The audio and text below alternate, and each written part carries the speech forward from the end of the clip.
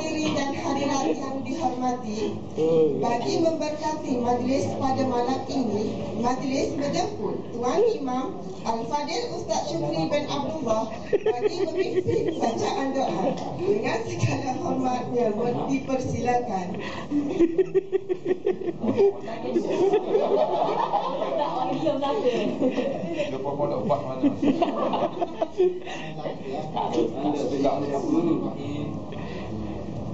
Allahumma salli ala Sayyidina Muhammad wa ala ali Sayyidina Muhammad.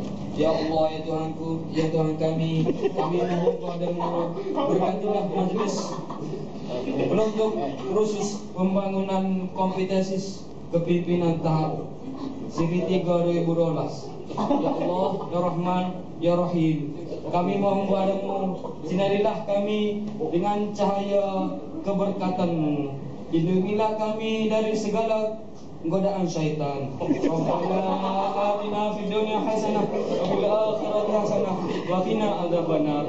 Wa sallallahu ala sayyidina Muhammad wa ala ali sayyidihi wa sallam. Alhamdulillahi rabbil alamin. Amin ya rabbal alamin. Amin ya rabbal alamin.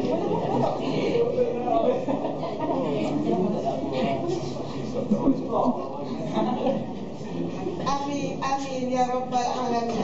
Majlis mengucapkan terima kasih kepada Al-Fadil Ustaz Syukri bin Abdullah kerana sudi memimpin bacaan doa itu tadi.